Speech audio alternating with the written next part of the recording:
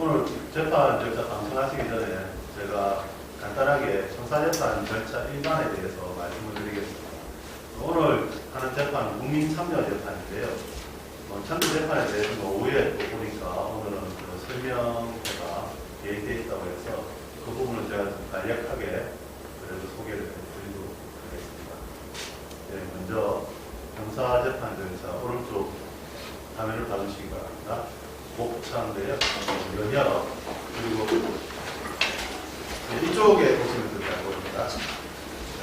이신구속 절차 다음을 이렇게 넣을 때 이 장면 그 다음에 형사 소송은 어떻게 절차가 진행되는가, 그리고 복잡한 사건 같은 경우에 진행되는 공판 준비 절차, 그리고 공판 법정에서 이루어지는 재판 절차, 그리고 국민참여재판, 그리고 그 피해자에 대한 보호하는 그런 법률상의 규정, 그 외에 기타 절차들에 대해서 말씀드리겠습니다.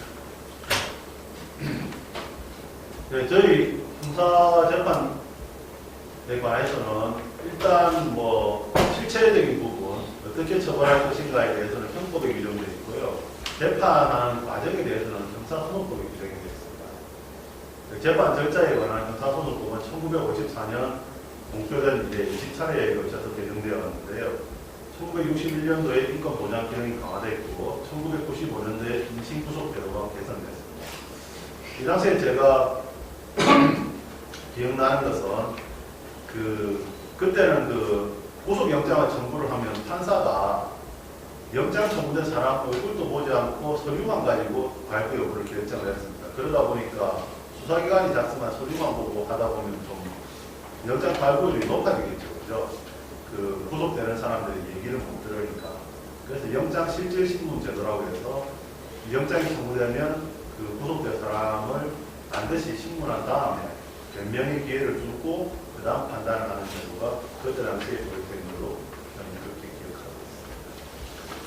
그 다음 2007년도에 또 여러 가지 제도 개선이 있었는데요. 뭐 핵심적인 것은 공판 중심주의적 법정 심리 절차 확립입니다. 공판 중심주의라는 게 결국은 재판에서 일어나는 과정들이 중심이 되어서 판단의 근거가 되어야 된다는 건데요. 이 부분도 사실은 그 전에 형사소송법에 공소장 일본주의라고 해서 그런 부분들이 규정이 없었던 건 아닌데 실무상 여러 가지 문제 때문에 약간 행위화되어 있었던 부분이 있었습니다. 그래서 공소장 일본주의는 뭐냐면요. 그러니까 판사가 들어가기 전에 이 피고인에 대한 수사 기록을 다 보고 들어가면 기본적으로 판사가 이 피고인을 만나기도 전에 이 사람은 유죄다 이런 예단을 갖고 재판을 하기가 쉽습니다. 그래서 공소장 일본주의, 즉 재판을 시작하기 전에 판사는 아예 기록을 보지 말고 공소장 하나만 보고 들어가야 된다. 이게 공소장 일본주의인데요.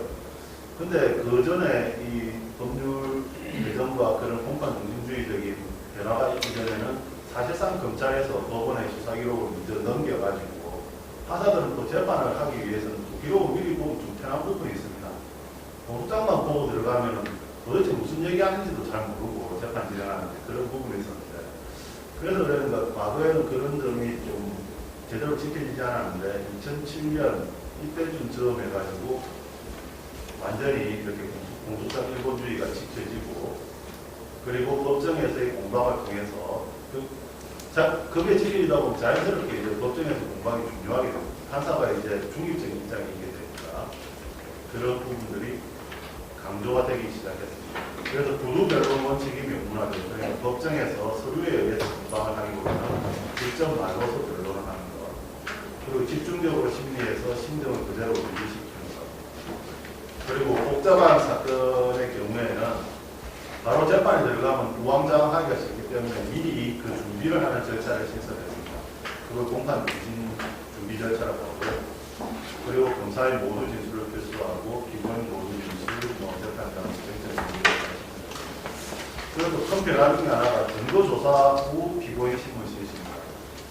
그전에는 피고인 신문을 먼저 하고 그 다음에 증거조사를 했습니다. 그러다 보니까 그 피고인에 대한 뭐 예를 들어서 절도죄다 그러면 절도의 증거가 있는지 없는지 조사를 하기 전에 일단 피고인에 대한 신문을 하는 겁니다. 그럼 검사와 피고인 절도했어요, 안 했어요? 그런데 피고인이 안 했습니다. 그러면은 정부조사도 하기 전에 왜 거짓말 한다? 이런 정보들에 의하면 정신 문제가 없는데 그래야 되겠냐? 그런 어떤 추궁의 절차가 먼저 있었다는 거죠.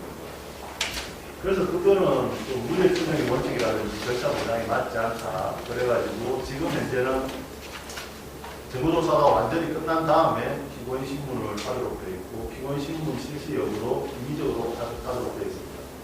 사실상 모든 증거가 다 이제 드러나서 조사된 뒤에는 피고인 신문을 할 필요성이 그렇게 많지는 않습니다.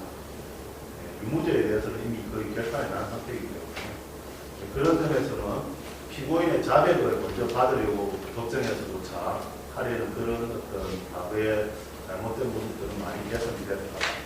그런 의미가 있는 것 같습니다. 그 다음 인신 구속 절차입니다. 여러분들 그 무죄 추정의 원칙은 다들 아시죠? 네. 자기가 뭐 법정에 섰다고 해서 그 사람이 유죄가 되는 건 아닙니다. 판결로 이제 확정이 돼야 이제 그 사람은 유죄가 되는 건데요. 자기가 자백했다고 해도 그 유죄 추정의 원칙 자체가 없어지는 건 아닙니다. 물론 뭐 유죄라고 강력하게 의심이 되긴 하겠습니다만. 그래서 일단은 뭐 실형이 확정되기 전에는 교도소에 가면 안 되는 거 아니겠습니까? 그래서 실형이 확정될지 안 될지 애매한 상태에서 사람을 구속한다는 것은 사실은 있을 수가 없는 일입니다. 그래서 원칙은 불구속 수사를 원칙으로 합니다. 그런데 모든 피고인들을 다 불구속 수사를 하게 되면 여러 가지 해단이 생길 수가 있겠죠. 예를 들어서 절도범을 잡았는데 당신은 불구속이니까 집에 가시라 그러면 그 다음 수사기관에서 부르면 오겠습니까? 안 온 사람들은 아니겠죠. 그래서 그 형이 확정되기 전에 피고인이나 피의자를 잡아둘 수 있는 것을 체포 또는 구속제도인데요. 그거는 그 사람이 유죄이기 때문에 구속하는 건 아닙니다. 왜냐하면 유죄는 이미 확정이 되지 않았으니까요. 일종의 하나의 이거는 형벌이라기보다는 수사기법인데요. 강제수사하는 겁니다. 그래서 수사기법인데 강제수사가 허용되기 위해서는 그 강제수사를 필요로 하는 근거가 있어야 되고요. 그 근거는 두 가지입니다. 맨 오른쪽에 밑에 보시면은 증거인멸의 염려 또는 도망이 우려입니다. 그래서 뭐 되게 이렇게 뭐 주거가 일정하지 않아서 풀어주면은 재판에 안 나올 것 같다. 도망갈 염려가 있는 사람은 좀 구속을 해야 되겠죠. 재판을 하기 위해서. 그리고 또 하나는 증거인멸의 염려인데요. 보면은 회사 관계해 가지고 좀 큰 사건들에서 그런 사람들은 좀 사회적인 어떤 그런 위치가 있기 때문에 보통 도망은 잘 안 갈 가능성이 많습니다. 그 대신에 그런 사람에 대해서 영장이 발부되는 것은 회사에 있는 장부를 뭐 조작한다든지 증인과 입을 맞춘다든지 그런 어떤 증거인멸의 우려가 있는 경우에는 예외적으로 영장이 발부되기도 합니다. 체포영장은 보통 48시간 이내에 구속영장을 청구하지 않으면 바로 풀어줘야 되는 제도고요. 구속영장은 거기에 제한 없이 장기간 복용할 수 있는 제도입니다.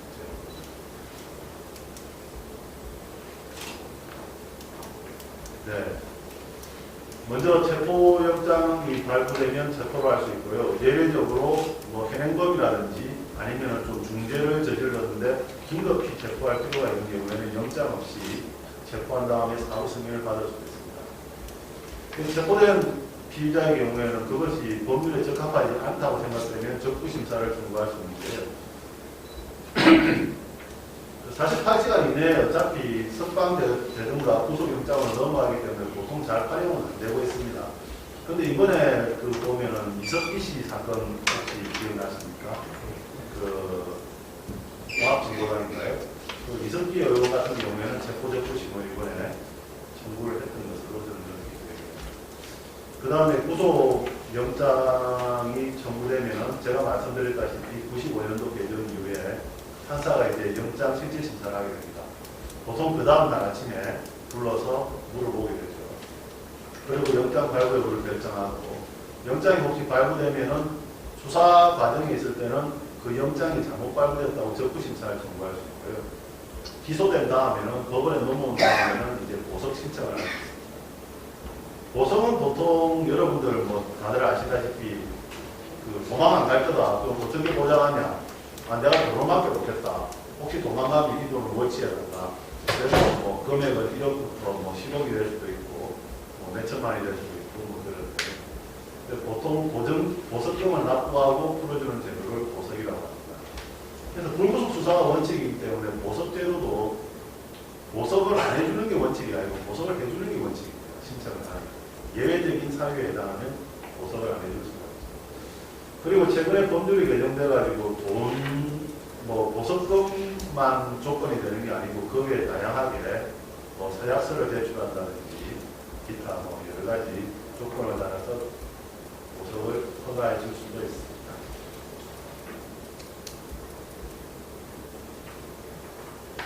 예, 말씀드린 것처럼 이건 체포와 관련되어 있는 건데요. 체포는 그냥 잡아두는 거죠. 단기간 48시간 이내에 잡아두는 것도 말하는데 원칙적으로 법원의 영장을 받아서 체포를 해야 됩니다. 그런데 예외적으로 3년 이상의 죄를 범한 범죄자의 경우에 영장을 받아서 어쩔 정도로 긴급한 경우 긴급 체포를 할 수가 있습니다. 이때는 검사의 사후 승인을 받아야 됩니다. 과거에는 사실 수사기관에서 그런 경우가 있었습니다. 조사를 하다가 이제 혐의가 어느 정도 인정이 되면 영장을 안 받고 그냥 바로 그 자리에서 긴급 체포해버립니다. 그래 놓고 영장을 청구를 했거든요. 집에 안 돌려보내고. 그래서 그런 관행에 대해서 법원에서 멀쩡하게 수사받으러 나온 사람 아닙니까?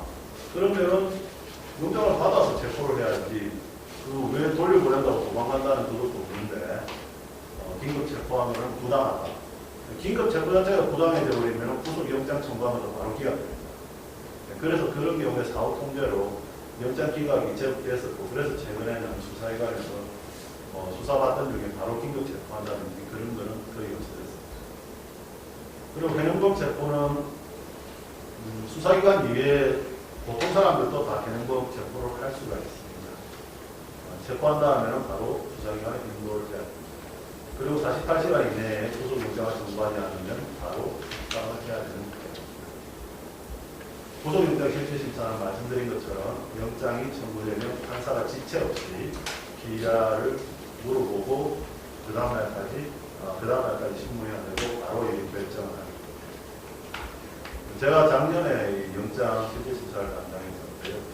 실제 이렇게 기록상 보는 피의자하고 또 만나서 얘기를 해보면 조금 달라지는 경우가 좀 있습니다. 아무래도 인상도 있고 말투도 있을 거고요. 또 기록에 안 나오는 여러 가지 얘기를 또 들을 수가 있는 소중한 어떤 기회가 되는 것 같습니다. 네, 체포적 부심, 부적고 부적당한 경우에 석방 정도입니다. 보석, 구속된 법원에 넘어온 다음인데요. 아까 말씀드린 것처럼 다양한 조건, 출석, 서약서, 주거 제한, 피해자에 대해서 공탁하라, 보증금 납입 약정서, 출입금지 서약서 이런 여러 가지 조건을 따라서 보석을 허가할 수도 있습니다. 자, 그 다음은 형사소송 절차가 어떻게 흘러가는지에 관해서 말씀드리겠습니다. 일단 범죄자를 법원에 처벌해달라고 청구할 수 있는 기관은 검사밖에 없습니다. 저희 대한민국에는 그걸 기소독점주의라고 하는데요. 그래서 검사가 고소장을 법원에 제출하지 않으면 법원이 임의로 누굴 불러서 처벌하고 이런 건 안 되도록 되어 있습니다. 그래서 검사가 고소장을 제출하면 이제 비로소 형사 절차가 시작됩니다. 그러면 이제 어떤 사람이 어떤 범죄를 저질렀다고 처벌해달라는 서류가 들어오면 그 서류를 그 사람한테 보여줘야 되겠죠. 그죠? 그래서 법원에서 피고인에게 고소장을 전달을 합니다. 그럼 그 피고인이 나는 이 범죄를 저질렀다. 근데 좀 이런 사정이 있으니까 좀 선처를 해달라. 이렇게 말할 수도 있고 아니면은 나는 억울합니다. 절대 그런 적이 없다. 이렇게 의견서를 제출할 수가 있습니다. 그러면 법원에서 그 의견서를 검토한 다음에 사건을 분류하게 되는데요. 사건이 좀 간단한 사건의 경우에는 별도로 공판 준비 절차를 거치지 않고 재판에 바로 넘어가게 되고요. 좀 사건이 복잡한 경우에는 공판 준비 절차를 경고하게 됩니다. 공판 준비 절차는 보시다시피 효율적이고 집중적인 심리를 도모하고 검사와 피고인이 서로 간의 서류로 왔다 갔다 공방을 하게 되고요. 그리고 쟁점을 정리하고 앞으로 어떻게 증거조사를 할 것인가, 정의는 누구를 부를 것인가, 기타 어떤 증거가 있는지, 다투면 어느 부분을 다투는지 그런 것들을 미리 정리를 하게 됩니다. 오늘 보시는 국민참여재판의 경우에도 여러 차례 이제 공판 준비 절차를 거친 다음에 재판을 진행하는 겁니다. 그런 다음에 이제 재판 절차에 들어가게 되는데요. 제가 좀 전에 말씀드린 것처럼 공판 중심주의, 집중 심리, 이걸 원칙으로 하고 있고요. 재판 절차는 그렇습니다. 맨 처음에 이제 판사님이 들어오셔서 뭐 사건 번호 몇 번, 피고인 누구 사건을 진행하겠습니다 하면은 피고인이 들어오게 됩니다. 그리고 검사와 변호인이 있을 거고요. 그 다음에 먼저 맨 처음에는 피고인이 본인이 맞는지를 확인해야 되니까 피고인의 이름을 물어보고 주민등록번호 그리고 주소지, 원적 이런 것들을 물어보고 등록 기준이라는 거죠. 그런 다음에 피고인은 혹시 법원에 알리지 않고 도망갔다는지 하면 영장이 발부될 수 있다는 사실을 고지하게 되고, 그 다음에 법정에서 자기에게 불리한 진술을 거부할 권리가 있다는 진술 거부권을 반드시 고지해야 됩니다. 그런 다음에 이제 검사인 모두 진술을 듣게 되는데요.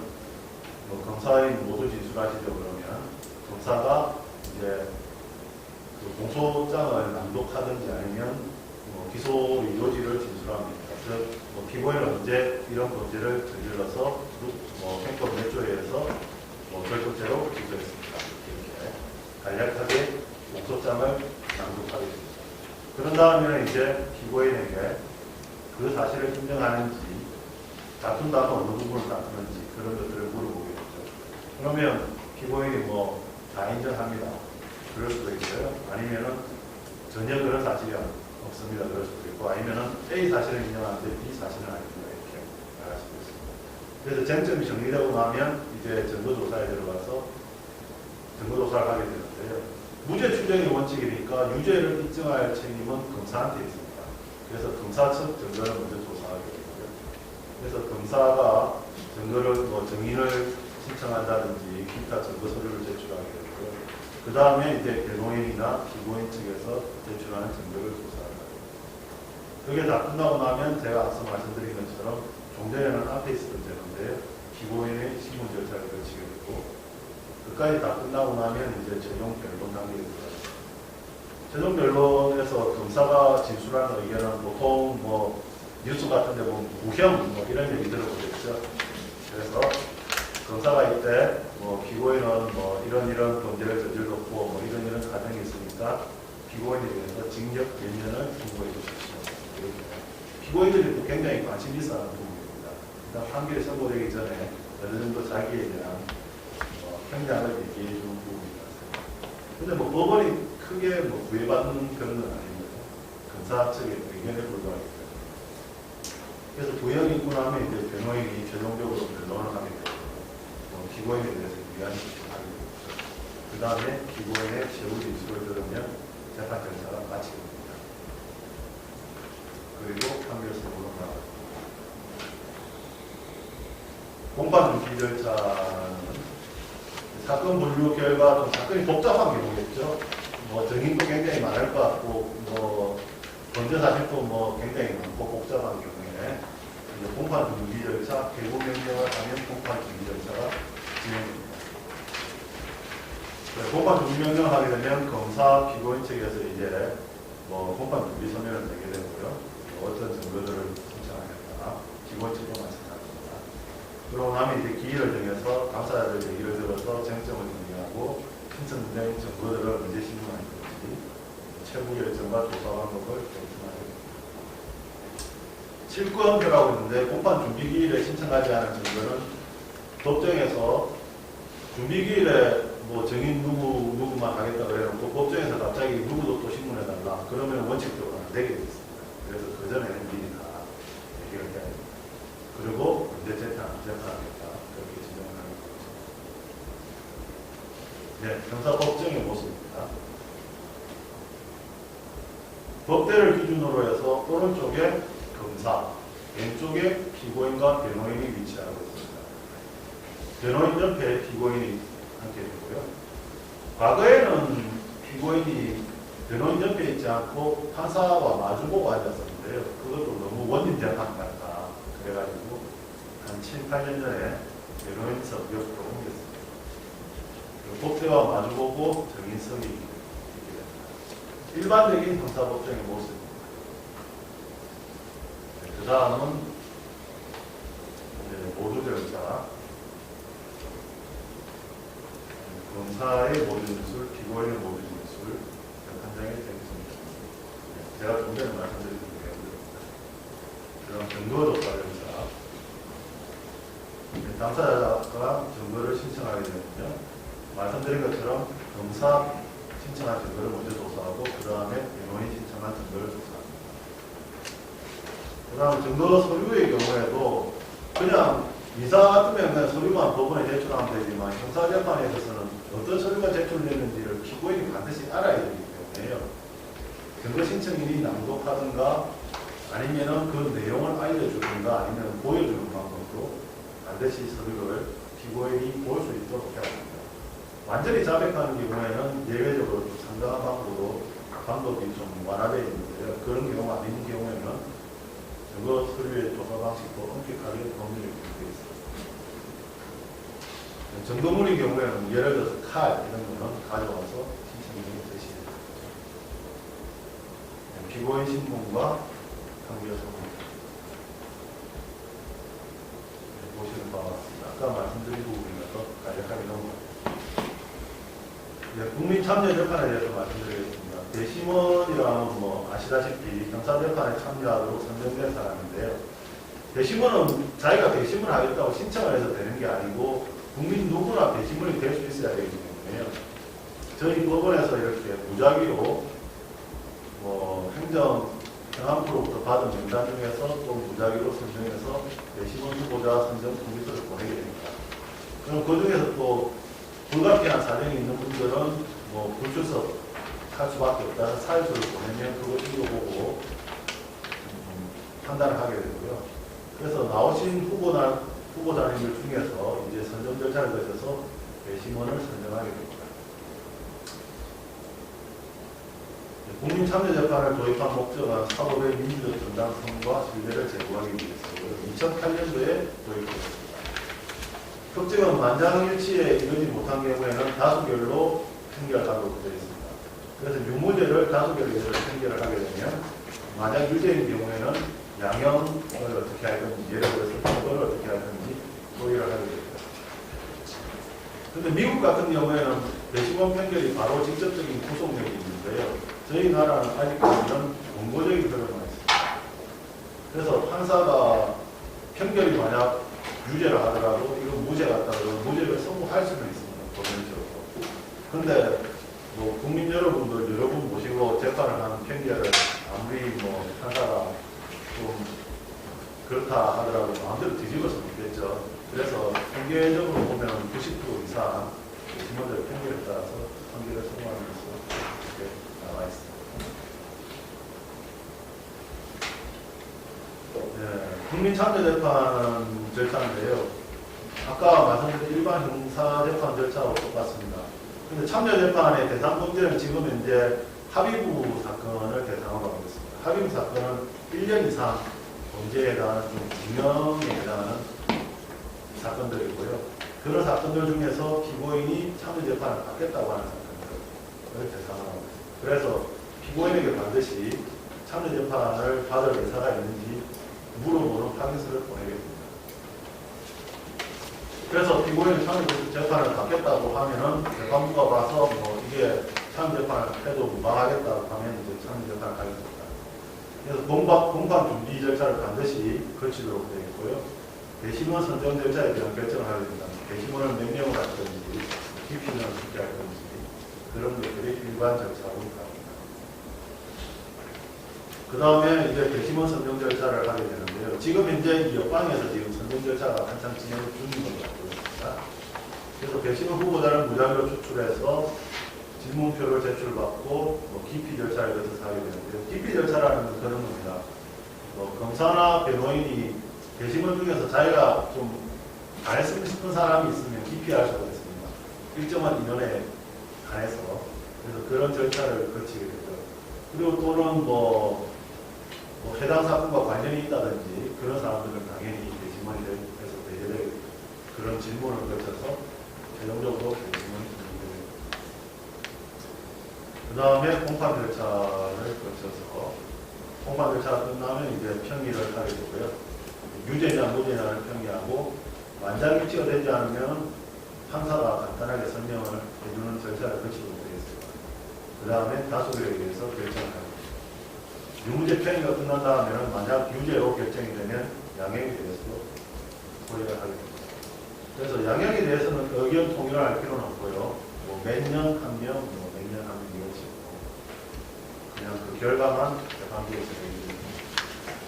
그 다음에 판결 선고를 하는데 보통 당일날 판결 선고까지 나아가는 경우가 됩니다. 국민참여재판 법정의 모습입니다. 아까 보신 일반 행사재판하고 좀 다른 거는 검사석 바로 뒤에 이제 배심원들이 앉는 배심원석들이 있습니다. 네, 검사의 위치와 피고인과 변호인의 위치는 똑같고요.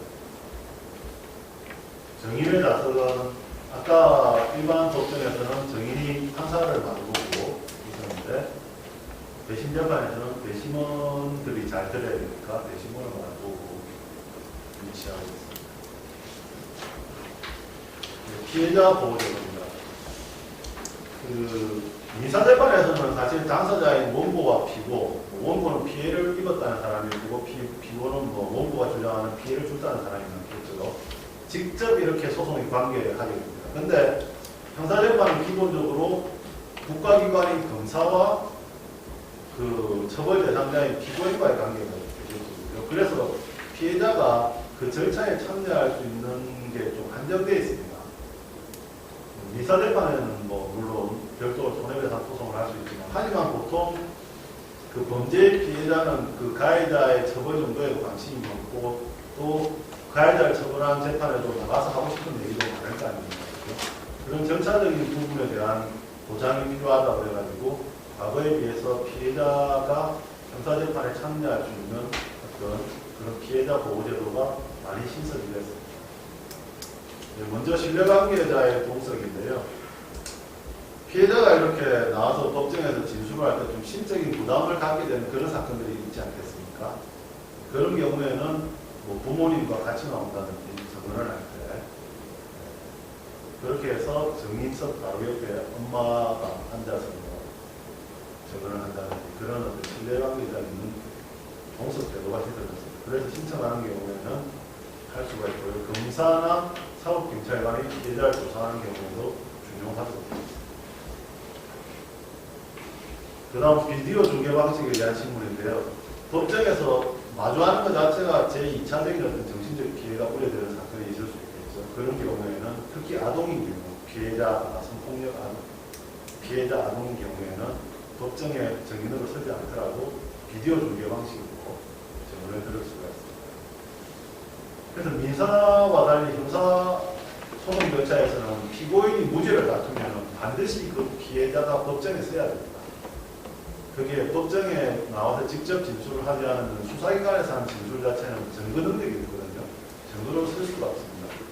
그래서 반드시 법정에 서야 되는데 그때 변호인은 심적인 부담을 그나마 줄이기 위해서 이런 비디오 조개 방식에 대한 심리 요구가 노력했습니다. 그 다음 피해자 통지제도인데요. 자기를 가해한 사람이 언제 재판받고 어떻게 되는지 궁금할 거 아닙니까? 그죠? 그래서 검찰에 피해자가 신청을 하게 되면 이 사건을 재판에 넘겼는지, 재판을 언제 하는지, 재판 결과는 언제인지 이런 것을 신속하게 통지해 주도록 되어 있습니다. 그 다음 피해자의 지주권인데요. 피해자가 법정에 나와서 이렇게 판사님 저 할 말이 있습니다. 그러면은 일반 방청객이 판사님 저 할 말이 있습니다. 그러면 보통 판사님들이 말을 안 시킵니다. 가만히 계세요. 사건하고 관계 없으신 분. 왜냐하면 방청객들이 자꾸 뭐 이게 친척으로 나와가지고 그렇게 하면 재판 진행이 잘 안 되지 않습니까? 근데 피해자는 좀 다릅니다. 피해자, 누구십니까? 그러니까 이 사건 피해자다 그러면은 법정에서 그래도 진술할 수 있는 권리를 주게 됩니다. 그리고 뭐 그런 뭐 진술은 조서에 간단하게 남기는 정도인데 좀 상세하게 내가 얘기를 하고 싶다 이 사건에 대해서 피해 정도에 대해서라든지 기타 그러면은 항상 제가 증인으로 하고 싶은 얘기가 있습니다. 그러면은 불가피한 사정이 없는 한 판사는 그 피해자를 증인으로 채택해서 얘기를 들어보도록 하겠습니다. 그게 피해자의 주식권인데요. 마지막으로 소송 기록 열람 등사 신청권인데요. 그 민사소송을 하려고 그러면 뭐 증거를 제출을 해야 되는데요. 손해 피해를 입었으니까 민사소송을 제기를 했는데 근데 이거를 그 피해를 준 그 구체적인 내용은 형사 그 수사기록이 다 있지 않습니까? 그 수사기록을 법원에 가서 이제 복사를 하려고 하면 과거에는 규정이 없었기 때문에 이건 안 됩니다. 이렇게 했었는데 이제는 피해자의 경우에는 그 소송 기록을 이제 보고 복사를 하게 해달라 그러면은 해주게 되겠습니다.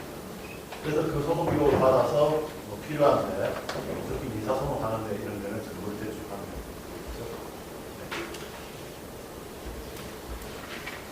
그다음 기타 절차로는 약식 절차가 있는데요. 검사가 이렇게 이 사건은 그냥 교도소까지 갈 사건은 아니고 그냥 벌금으로 끝날 사건이다. 예를 들어서 뭐 음주운전인데 초범이다.